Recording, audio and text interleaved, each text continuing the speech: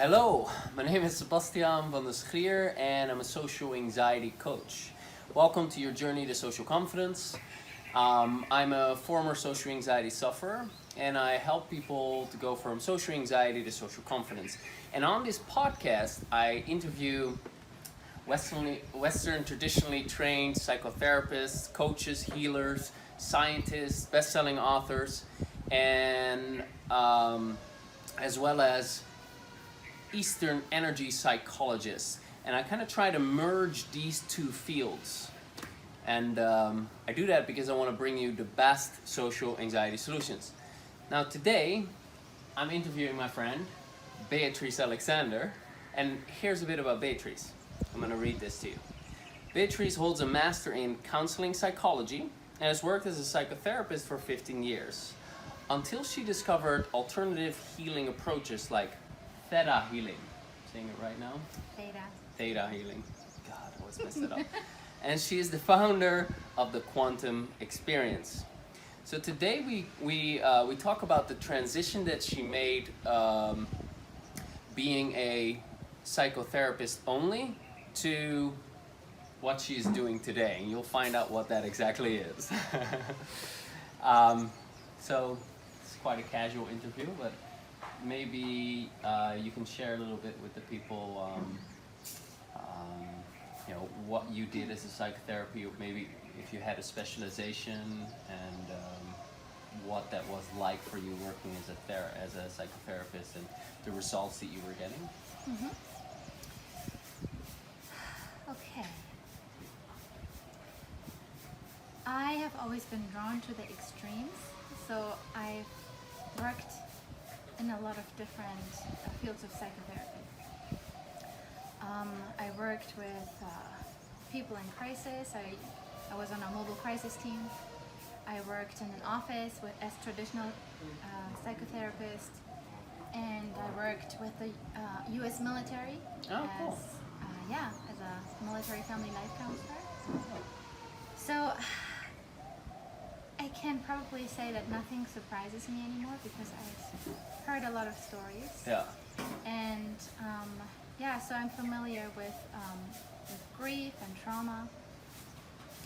I have a special license in substance abuse counseling. Okay. And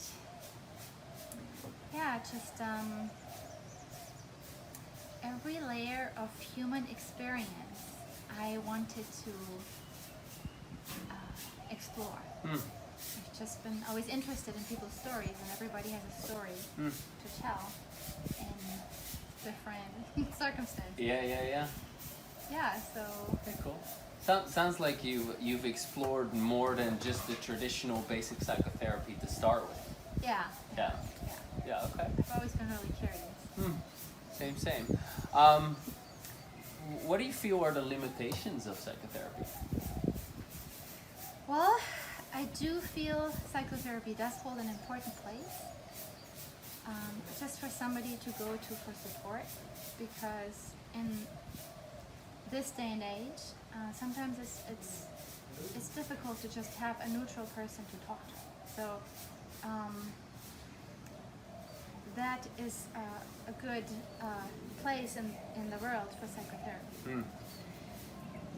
I have discovered that, I've been doing psychotherapy for over 15 years. And I've been in psychotherapy as well. So I've experienced both sides of psychotherapy. And I have noticed that when you do psychotherapy, you process a lot through obviously talking. And then as a psychotherapist, you use different modalities to reach certain goals and to change certain feelings into something else, or you change certain beliefs into something else. And it just takes a long time to get there. Yeah. Sometimes I work with a client and we work on something, and then over 6 months time span or longer, we eventually make a shift into change.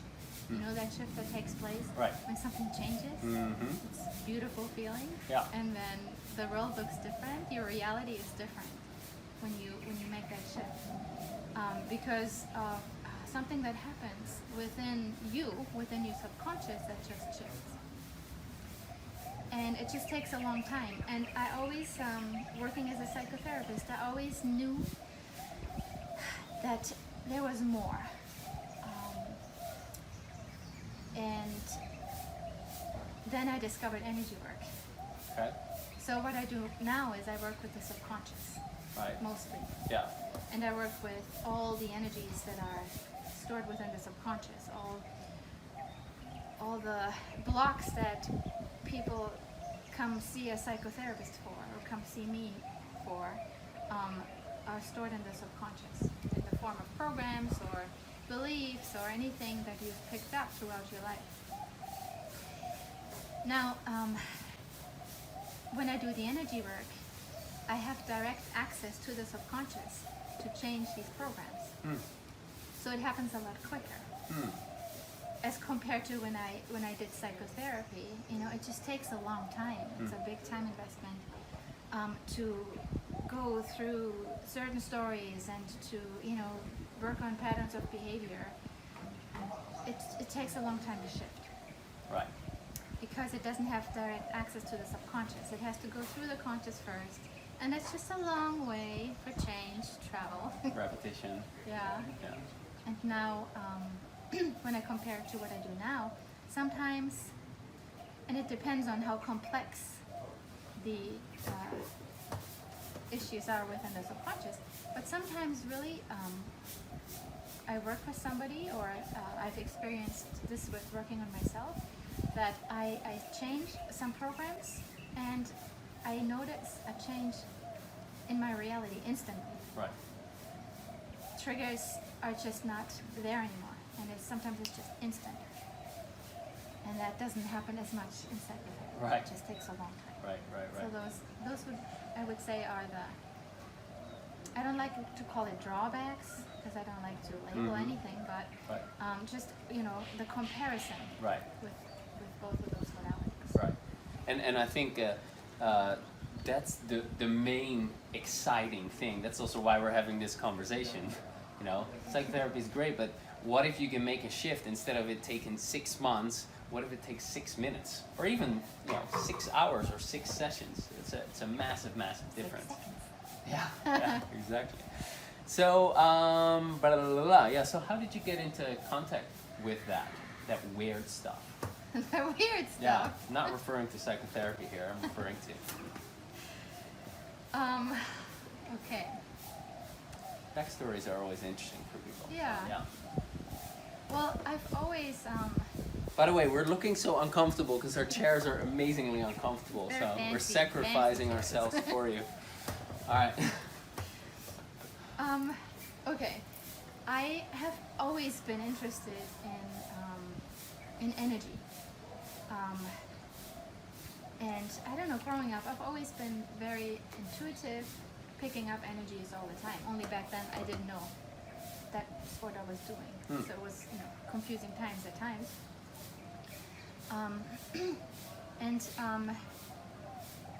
Then I went through school. I always knew I wanted to be a psychotherapist. I wanted to work with people. I was very lucky because a lot of people take a long time to figure out what they want to do. I Yeah. never had doubts about that. Yeah. Cool.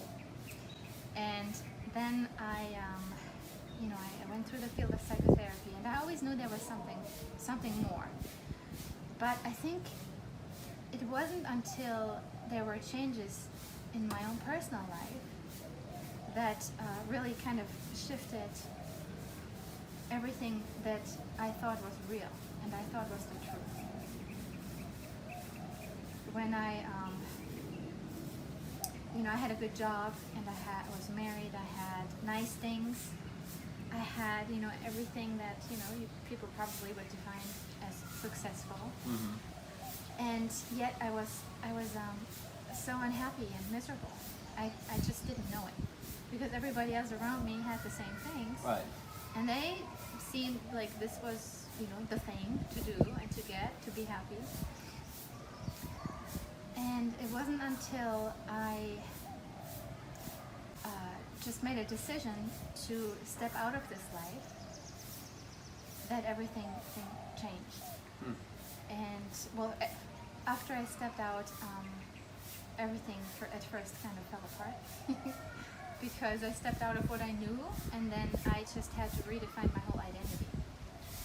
So just to clarify, stepping out of this life, you're referring to I'm married and Yeah, this is the kind I of left my lifestyle. marriage. Yeah, okay. You didn't like, Gave up things. yeah, you didn't evaporate or I turn did not into evaporate. yeah, something weird, airy fairy. No, yeah, okay. No, but Okay. I thought, once I left my marriage, I would be happy, which wasn't the case because then I had to redefine myself completely. And then within that period of redefining myself, I just saw the world a different way, and I just saw. I embraced more of my my energy worker side, if you want to call it Sure. that, my intuitive side. And then that started to grow, and it started to just take up more and more space, which wasn't really my plan. It just kind of happened that way. And then that kind of merged into, that program that I created now, which is called the Quantum Experience, where I just embrace the energy work because I have seen how well it works and how well it worked in my life. What was your first experience with it? Do you remember?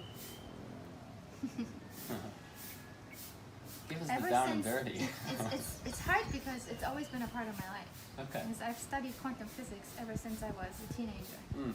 So it's always been part of my life. It was more like a not embraced part of my life as much. Okay. And then I guess I started to embrace it when I moved to Bali, and I just started to embrace it more. Mm. So I've always had experiences with energy work and energy shifts, just more privately. Okay. Right, sure. And how about the theta healing? What was your experience with that for the first time? With theta healing. Theta, I keep messing this up. I'm never gonna say it correct probably, but theta. Yeah, right. it just gave a form to working with energy. Okay. And like more of a structured approach. Hmm. Because I was doing that before, but I guess in a more unstructured approach. Right. With theta healing, I really focus on talking to a person, zooming into what the blocks are, digging deep down to find the core blocks so I can pull the core blocks. And when I pull the core beliefs, the core blocks, then all the other programs and blocks that are on top, they just evaporate. Right. And yeah, so that's what theta healing gave me, was more of a structure. Okay, cool. And for someone totally new to theta healing, should I tell my own experience? No. What exactly is that? Or maybe I shouldn't be so exact. What roughly is that? Yeah, theta healing works with the subconscious. Okay. It's an energy healing modality that has direct access to make shifts within the subconscious. Okay. Now, within the subconscious, you have beliefs and programs that you've picked up throughout your lifetime that run in the background constantly. And actually, 85% of the actions you take and the feelings you have are based on these programs that run in the background in your subconscious constantly. And only about 15% of the decisions you make are based on your conscious mind. So when I first heard that, I felt a little overwhelmed because it seems like you don't have control over your life and you don't have control over your reality. Because based on these programs reflect the life you know it. They reflect your reality. So everything is energy. These programs, and when I say programs, maybe I should give an example. Let's say you grew up and you had parents that showed you love, that they maybe didn't know any better, but they showed you love, and love kind of hurt. Like maybe they were physically abusive or verbally abusive, or maybe just very distant and cold. So your subconscious might have created a program that says love hurts, or love is dangerous. So this program has a certain vibration within your subconscious, certain energy. So you will always attract the same thing into your life. So you have this program running in your subconscious, and then your subconscious always scans your environment to attract the same frequency, because law of attraction, same attracts same. So you will attract people into your life that show you, that teach you that love hurts. Or you will attract situations into your life that confirm and validate that love hurts, which is not very fulfilling. Right. Right. For the ultimate thing at the end of the day, everybody just wants to feel loved and wants to be loved. Right. So, but this program, Love Hurts, it's energy. It's just energy. So what I can do with theta healing is I can bend energy. I can move energy, and not just with theta healing, but with any kind of energy modality. Right. You work with energy, and everything is connected. I mean, energy is all present, and you can shift it and mold it. And it's actually not that difficult. Right. Once you know How to do it. how to do it. And what to aim it at. Yeah. To aim Once your focus you know on. Yeah. the laws of the universe. So what I can do with theta healing is I can, with the person's permission, release certain energy. I can release the program Love Hurts, and then I can replace it with different vibration. That's very individual to the person. Love is safe. It's safe to love. It's safe to be loved. It's safe to receive love. I can teach your energetic system the frequency of pure unconditional love, because you might have never experienced this. So your system, your energetic system, doesn't have it. It doesn't have that information stored. So how can you ever find that frequency if you don't even know what you're looking for? So I can teach your system what unconditional love feels like. And then once it's in your system, you can attract it into your life. So I can, work with energy in that way, or release certain programs, or give you the program that it's possible and safe to love. Right. And the way that is done is it works with the theta brainwave. There's different brainwaves. Theta is one of them. And when you are in theta brainwave, it's kind of the brainwave that you have when you are in deep sleep, which means that your subconscious is very open for change, and it's very open for growth. Actually, children until the age of 7 are in this theta brainwave. Yeah. Naturally. So children equate everything with truth. So up until the age of 7, their subconscious is just wide open to take in anything that is coming in from the outside, and all these little seeds are planted, and then these seeds sprout into these programs and beliefs, and then basically by the age of 7, you pretty much have your foundation, and you have a direction already set up of what your life, what your reality is going to look like. So when I do when I move energy, I go into this theta brainwave, which is it's just a brief meditation, and I've done it so much that it doesn't take long. And usually when I go into theta brainwave, the person I work with also goes into theta brainwave. And then from that place, it's like a connection. I connect with whatever a person wants to call it. You can call it creator, or you can call it source. I like to call it unconditional love, which is the highest frequency in the entire cosmos. Truth is unconditional love. And then it's a co-creation process between me and this source. Okay. And I make a request after I get permission from the person to shift energy, because otherwise I won't be able to do it. I'm not allowed to do it. I wouldn't do it. Right.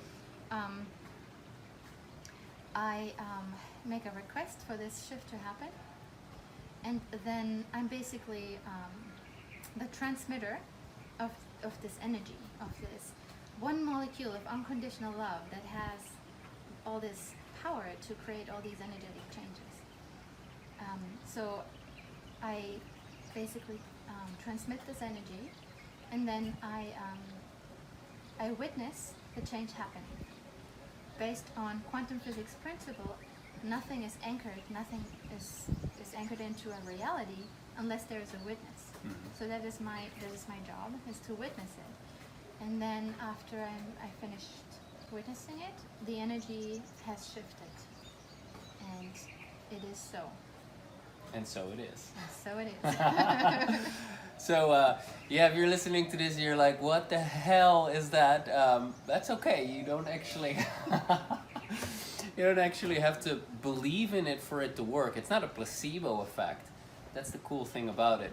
And as she's describing theta healing, it's an energy healing modality. If you think of energy psychology as like an umbrella, the umbrella has different spokes in it. And theta healing would be one spoke of it. Psyche might be another one. Tapping might be another one. Logosynthesis might be another one, and so on and so forth. You keep going for a while, and all of these modalities, what they do is they are, like Beatrice says, they are able to go into where the core of the issue is, and the core of the issue is an energetic, unhelpful vibration, so to speak. And that could, for example, be a belief. And these beliefs act as self-fulfilling prophecies. You notice your beliefs in the outside world. If you believe that people don't like you, you'll find that in the world. That will be your reality. When you go to the root cause of that people don't like you, and that might be a relationship with your mom, might be a relationship with your dad, might be a specific experience that happened when you were 8 years old, and you got rejected by your friend, or whatever the case may have been. And you can go in there, and you can shift it around. And once you shift that around, you're gonna experience that. You're gonna feel different. Let's talk about that actually. So I can talk about both from personal experience and what I experienced with clients, but they've heard me talking too much already, so I want to hear it from you. So when people actually make a particular shift, what is it that they experience directly and maybe later on in their life? Well, usually directly, because everything is vibration, everything is frequency. And some frequency feel heavier than other frequencies. If you think of the frequency of depression, that just feels really heavy. We've all experienced that probably. Or if you think of the frequency of joy, that is a much lighter frequency. So I clear blocks. I change frequency. When I do that, the person just starts to feel lighter. Right. Usually what I hear is that, I feel so much lighter. Yeah. I feel such a relief. I feel like weights have been taken off me. I feel like I'm floating. So those would be some of the immediate reactions. I feel more relaxed. I feel more at ease with myself. I feel more grounded. I feel more secure. I feel more present. I'm more in the present moment. Absolutely. I'm really here now. Yeah. Those are kind of experiences. And long term, the more you shift and clear, it's like you're on this path with all your programs. You go this direction. You clear a little bit. Even if you just clear one program, you move your path and you shift your reality in some way. It depends on how how much you clear, how much you do. If I have like one session with a person, it might move a little and they might notice a subtle change, and then the more you clear, the more drastic the change is. Right. But sometimes it's instant. For example, I worked with a client. It was just a very brief encounter, a session, and she had a phobia of flying, like a fear of flying. Right. Anxiety about flying, anxiety getting on the airplane. It's pretty big impact on her life. Like Yeah. each time she was traveling somewhere, it was just torture. So we worked on that, and usually when you start with something, you might end up something completely different. Yep. It might not have to do anything with flying. It might have to do with, I don't know, something that happened that triggers or. So we just worked our way back, and I cleared that core belief. And I get a message from her a week later. She was on an air, like flying somewhere, and she's like, "It's completely gone. I have zero anxiety. I can get on the airplane without any fear, and this is a pleasant experience." Yeah. So, I mean, those would be some things that can happen. Yeah. And depending on the complexity of your issue as well, it depends the intensity, severity, degree to what you're shifting. So if your issue is super complex and you're taking one aspect of that issue and you're shifting it, you might only notice a subtle change in your life. However, that subtle change in your life can set you in a completely different path. And to stay with the analogy of flying, if I fly to the Netherlands once a year, where I'm from, and when we depart from here, Bali or the Philippines, from wherever we depart, we fly on a particular course, and that particular course is measured in degrees. You know, I'm not an expert at this, but I'm gonna land this. Just wait. I like it. Yeah, and so if the pilot starts off and he needs to fly 68 degrees, or, he needs to go north 68 degrees, and if he just changes 1 degree and he goes, and he goes in the direction of the Netherlands, after a 15-hour flight, which it is, he's gonna end up in a completely different country. So even though your change might be subtle, it will start to be a bigger change over time. I think I landed that. Perfect. Do you think they got it? I love it. Yeah. Okay, good. All right. Yeah. Did you want to add anything onto that, or? No, but I just wanted to add something that is in relation to psychotherapy. Right. And energy work, because it's not one or the other. Right. Psychotherapy, even without any of the other modalities, is also a type of energy work, because I know that we all have a certain field of energy, and I mean, people that are usually called to a profession like psychotherapy, that is their gift. So they are carrying something in their field that is related to them being able to shift energy. So, for example, in psychotherapy, you are with a psychotherapist, and they are here for you. They're here 100% just for you. And they're here, and they're completely present, and they're holding space. And within that space that they're holding, and with the questions that they ask, if they know exactly how to ask the right questions, within that conversation, energy is shifted. Because sometimes, and I can measure this, I can always measure whether energy has shifted with something called muscle testing, which is a way to talk to the subconscious, basically. And I also have a tool that I use that I can do that with. And sometimes I check before I even go to release a program, and just by this process of talking, energy is already shifted, and sometimes the program is already released Right. before I even have to go into the process of energy, of shifting the energy. Yeah, yeah, and it's also it's the vibration or like the presence and the way of being that a particular psychotherapist has, and just being around that person's presence can in and of itself already start to shift things Yeah, around. absolutely. Yeah. You know, my mentor, Dr. David Lake, that I work with, he's also a psychotherapist. He's got 35 years of experience, and he's also a tapper, and he knows all these energy modalities.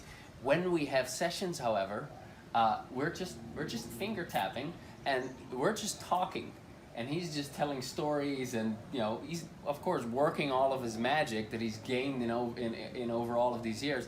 But it's just his soothing, loving, unconditional acceptance that is just shifting things around. And you know, I definitely love that you bring that up, and you know, it was actually my last question, so thanks for that. But you know, we want the best of both worlds. You know, we want Western traditional psychology as well as Eastern energy psychology, and we want a merging of the two so that you get the best possible solutions. And you know, Beatrice is an example of someone who's merging things. You know, she had the traditional training in psychotherapy, and now she has the energy psychology experience on top of it. And I think it has improved your results with clients, right? Yeah, exponentially. Exponentially, yeah. Cool. Yeah. I told Beatrice a while ago, hey, we should do an interview because you're making this transition from, well, let me see if I'm framing this properly. She was in the process of not just being a psychotherapist, but also having these energy psychology techniques incorporated in it, or you know, should I just be a quantum coach, or you know, I'm butchering it a bit because I don't know exactly what the situation was, but I'm like, that's a very interesting conversation for people to hear, because it's not so easy if you've had, you know, X amount of traditional training and traditional experience. There are perks that come with that. So it would be interesting for people to hear, well, if this stuff is out there, why are not more psychotherapists using it? So my question would be, what was most difficult for you, like making that transition, or whatever the transition entails? Well, a big part of my identity was being a psychotherapist. And I was a psychotherapist in America. Yeah, and I don't know how to explain it. You have to let go. I don't practice psychotherapy anymore right now. Okay, so I can freely talk, huh?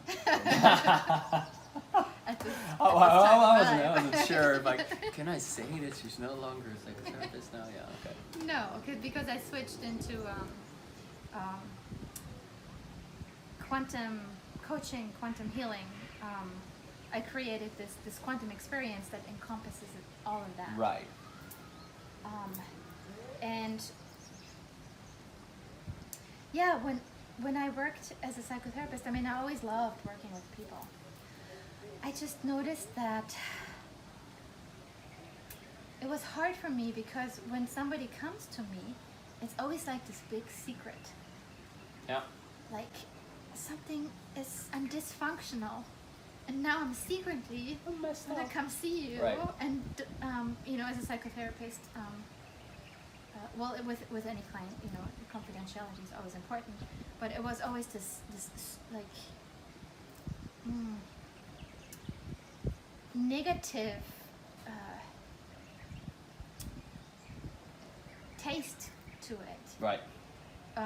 That, you know, somebody comes and you know, when I worked certain jobs, like when I worked with the military, I always want to be very discreet because seeing a therapist is not really something that people usually are proud of, and especially in the military, there's a big stigma to it. So I always slip them my card under the table. Come see me. Yeah, or that whole part of it never kind of set right with me. Right. So, now as a coach, it's just a different dynamic. People come and they are proud to work on themselves. Yeah, I'm improving myself. Yeah. This is towards a goal Right. rather than I'm messed up and I Yeah, need therapy. and it's also more of a partnership. Right. As a therapist, you're always the expert. Right.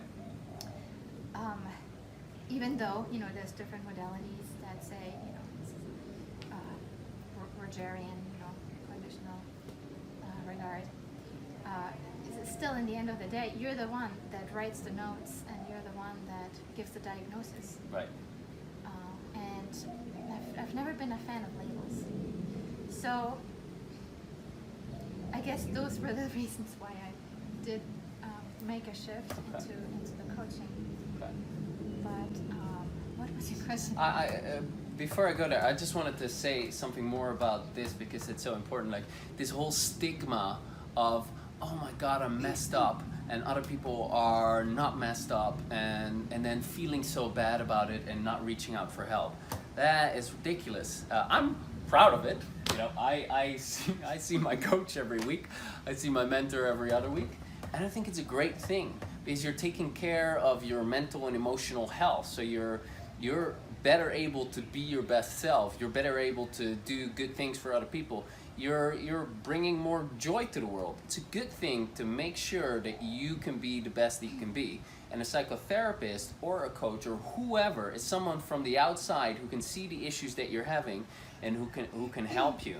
And we want to let go of this whole idea of like, hey, I'm this perfect person.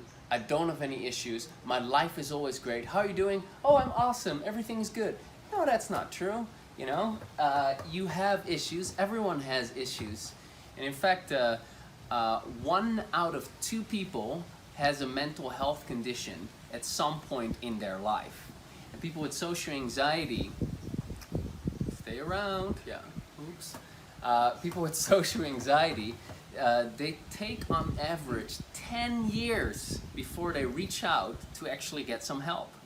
And so they suffer for 10 years longer than necessary. And then in those 10 years, they've added more crap to their problem. So their problem has grown bigger as well. So, if you're dealing with something, reach out for help, do something about it. We're living in a society, especially in the Western world, where it's like, what do you post on Facebook? Oh, all these messages about how great you are. You never see someone saying, oh, I'm so miserable and my life sucks. I just got dumped. It's just on there. I was like, oh, I'm so happy. The most beautiful pictures of the places that you've traveled. I'm in love. This is my baby in her happy moments. It's very fake. And, we gotta get rid of this stigma that it's a bad thing to reach out for help and to get some psychotherapy. It's an amazing thing to develop yourself. So anyway, went a bit on a tangent there. Yeah, it's really amazing, And then how it changes your life. You never have to be stuck. You can always, anything is possible. You can always shift your life. Right. You don't have to be miserable and stuck. Right. You just got to, Right. look at it and be real with it, and then reach out to somebody to help you. But it can be so difficult to believe that you can actually change. That's one of the biggest blocks for people reaching out. They think, oh, I'm a tough case.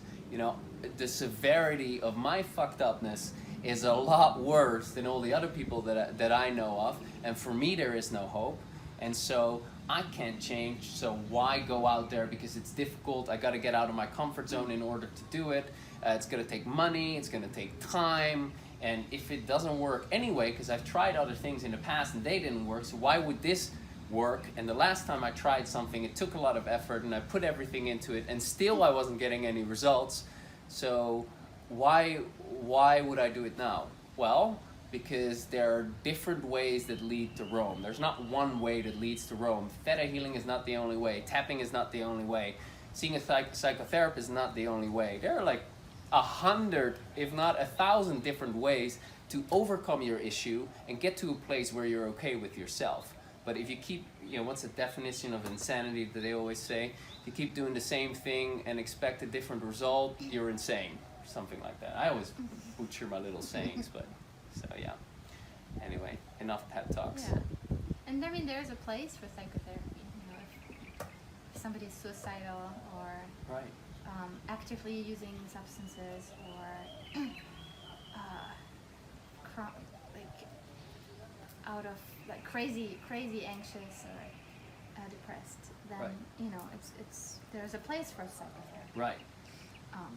And then I would maybe refer somebody to psychotherapy. Yeah. Maybe while they are working with me, or before they work with me, go see a psychotherapist, Yeah. and then come to me. Good point. Best. Good point. A couple of years ago, couple in the U.S. is two. I don't mean two. I mean a couple of years ago, a few years ago. I don't know, 3-4 years ago. I reached out to my mentor and I had this long email, and I'm saying things like, I get so easily pissed off with people. I'm really frustrated. I have no energy. I feel tired all the time. I'm losing my focus. When my buddy's telling me a story, after 20 seconds I forget what he's saying, and I have these problems and I have this thing going on. He's like, you're right for therapy. I'm like, it's not what I want to hear. I've done years and years of sessions and healing and all that stuff, and now you're telling me I'm right for therapy. And he said to me, well, you've saved the best for last. And I'm like, all right, well, here we go. It's the next leg of the journey. And I'm beyond grateful that I've taken that step, and I'm still growing. You're never really done with it, but life continuously gets better and better and better the moment you actually start taking that action. You start shifting these patterns around, and where I think energy psychology is limited is when you have a practitioner who just knows the energy psychology techniques and doesn't really have much of a psychological understanding of the problem that you're dealing with.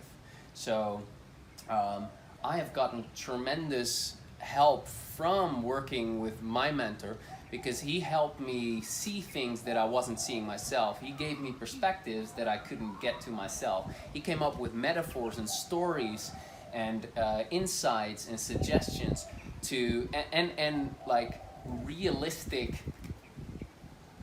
suggestions for dealing with really complex issues in the real world that I was simply too young to understand myself.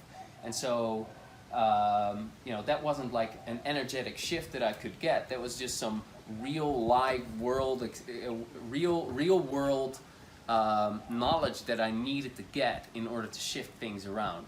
So I think the combination is just brilliant. So Yeah. I love the combination. yeah, great. I think we landed that plane as well. I think we're gonna call this the landing the plane interview. Anyway, so I would like to ask you, why do you think other psychotherapists don't really explore this weird world so much? I don't know. I guess it all depends on your own, I don't know how to say. I can only speak from myself, is that I already grew up with the weird stuff. Right. I've always been weird. You've been weird. Me too. And I've always felt energy, and to me it's just finally it's my normal now, is to work with energy. That's to me that's the normal. Right. But I mean, it has a spiritual component to it, so and I guess you have to be maybe brave to go swim against the grain a little. I mean, psychotherapy is a science, and a lot of times science does not incorporate the component of spirituality, Right. which I think energy work and spirituality go hand in hand. Right. So maybe that's why. Okay. It's Yeah. because you have to step outside of the science, and maybe some people it's like I have a big identity still as a psychotherapist. Yeah. I just renewed my license, Oh, and I don't practice psychotherapy, but but it's still part of my identity, like my sheriff star, to help. So yeah, maybe it would mean to give up a part of your identity yeah. if you would step out of that. Because you've done X years of practice to become a psychologist, then Yeah. X years Yeah. of, It's a long road. And then you become all of a sudden this weird person that does these bizarre energy Right. techniques. Yeah. Right. Yeah. And there are also, is it okay for everyone who is a normal psychotherapist to just incorporate these energy psychology practices into their practice, or is that all right? If you're a general psychotherapist. Yeah, probably. I mean, a lot of times it's when somebody goes sees a psychotherapist, it has to do with health insurance, Mm-hmm. and health insurance only pays for certain modalities. Mm. So I don't think that certain modalities would be covered, Right. Okay. Gotcha. and then that automatically Yeah. takes it out. Right. Because most psychotherapists work either at a corporation or a nonprofit, or have their own practice where they bill insurance. So in those scenarios, it probably wouldn't be an option. Gotcha. Okay, I wanted to say something briefly about the science, because there's actually a lot of science backing up energy psychology, and I just know it for tapping, EFT, emotional freedom techniques, which is real quick. It's a technique to reduce excessive and dysfunctional negative emotions. That's the Western world explanation. The woo-woo explanation is that you're shifting energy around. So there you go, both explanations. But studies have shown that doing that tapping technique reduces the production of cortisol, which is your stress hormone, and it increases your the production of serotonin, your happy hormone. And these biochemical responses create a sense of calm. So you tune into the problem, now you experience the negative emotion, or you experience the imbalance in your energy system, or the zzz in your energy system, and then the tapping sends little signals to wherever that imbalance is, and it balances your energy system. So that's the woo-woo explanation. But doing that, another explanation for it is it's these hormones that are the chemical reaction that now creates a sense of calm. But that's not just one study. There are over 100 studies done on the effectiveness of tapping, and 20 of them have been published in prestigious peer-reviewed journals. So that's the highest level of scientific requirement, validation, forgot the word for it, but so the science is backing it up, and yet it's still not mainstream. So anyway, more going on there, but let me see if I still had an interesting question. Well, if I could have asked you something that would have allowed you to share something important, what might I have asked you, and how would you have answered it? What? What could I have asked you that would have been good for you to share about? Simpler way of saying that. Okay.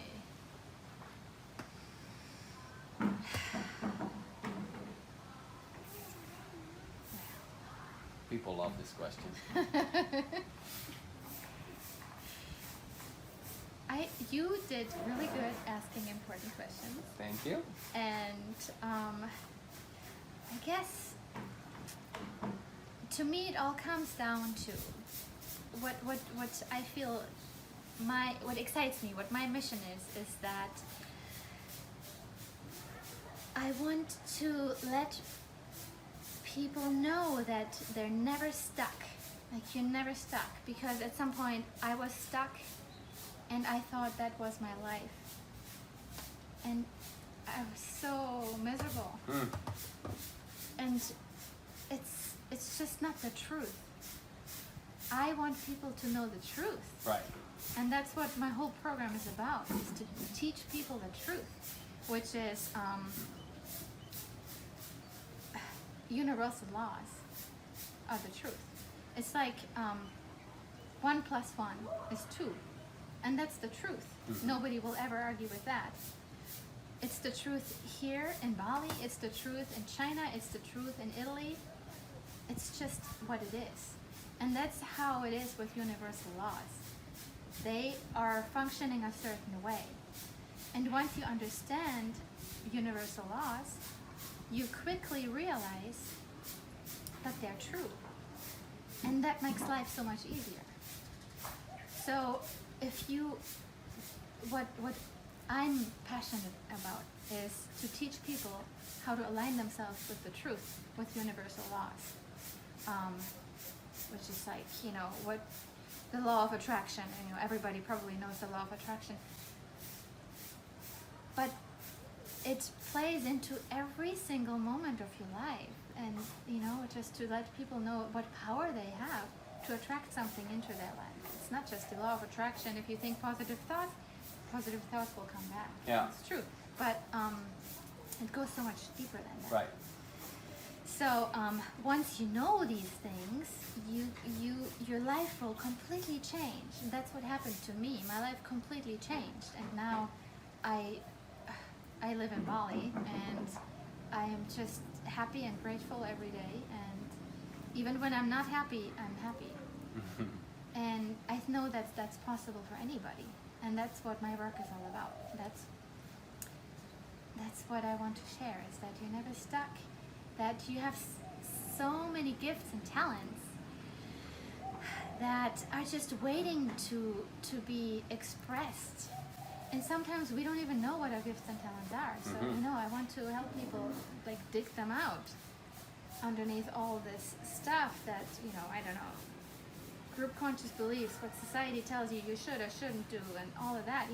Pull out your talent and shine as bright as you can, because that's the ultimate fulfillment. That's what you're here for. And everybody has a superpower. And that's what my work is about, and that's what I love to do. Awesome. Well, I think this is a nice way to end it. Thanks very much for sharing your perspective, coming from both sides. And so, thank you for sharing. I think this is going to really help a lot of people. Sure. Thank you for listening. Yeah. So if people wanted to, get in touch with you or know more about you, where would they go? Yeah, you can send me a message on beatricealexander.com, or you can connect with me through Facebook under Beatrice Alexander, or my Facebook page, Beatrice Alexander, The Quantum Experience. And please reach out. I'd love to meet you. All right. Well, that's a wrap.